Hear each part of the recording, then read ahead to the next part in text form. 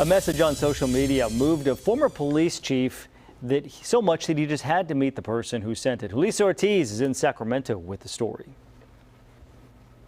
This is such an incredible story, you guys. As you mentioned, Police Chief of Elk Grove, Tim Albright, recently announcing he's going into retirement. I heard it's fantastic. So you made that announcement on social media, you put it on LinkedIn, and it was so moving, right? It had a spark that Mr. Alvin Kimbrough, right, a traffic controller here in the area, you had to comment. What was it about the post and the chief that you felt so compelled to write? You had no idea who he was, had never met him. What was it about his post that you wanted to share? Well, I just looked at the public service that he had provided, and I felt like, you know, this is a man that clearly has kind of done his best to serve the community and be a service to others, and that with that type of commitment, feeling compelled myself to just be a good part of the community and do constructive things as much as I can. I felt that with all of these schisms, it'd be a good opportunity maybe to extend a hand and open up lines of communication to allow the chief and anyone else who would be inspired or uplifted to understand that there's, you know, people in the community that have been out here, and I know there's people that are committed to just bridging relationships and bringing things together instead of always finding differences.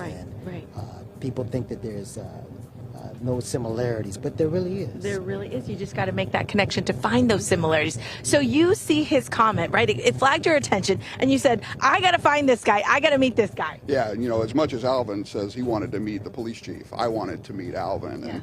And so I set out on a journey to find him. He gave a general area of where he was going to be, but it took me 3 days to find him, and I finally did. And, you know, that was kind of the beginning for Alvin and I. We set up a lunch date and you know, broke bread, and really through that had some just incredible conversation. And as Alvin said so well, you know, demonstrating the commonalities that we have, right? So often, you know, we're at these polars, right? And nothing gets done on the edges. Only as we move closer to the center do we get things done. And really, it was a great opportunity to just spend some time with Alvin, hear his story, him hear mine, and really, you know, identify, well, we're the same, and that's the same, but you know, so many people want to find the differences, so it was really cool to have an opportunity to break bread and demonstrate our commonalities. Absolutely. You realize that you really do have so much more in common, right? And did you think that it would be, you know, did you think that he would actually respond?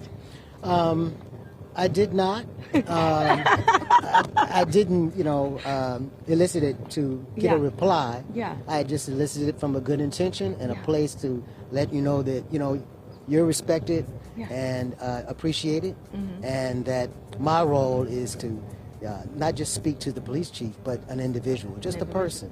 And just like I'm a person, and I think that's part of the important process of healing, is to get beyond roles and stereotypes, things that people think that really matter, that really don't matter. We're all human beings. We're all capable of smiling, laughing, joking, and that's what I wanted to communicate with. And, you know, it's kind of like smiling at someone. You don't know if you're going to get a smile back, but you do it anyway because of the way it makes you feel. That's right. So that's kind of what my intention. Incredible, so incredible. So you guys went to lunch. I do need to know where you went to lunch.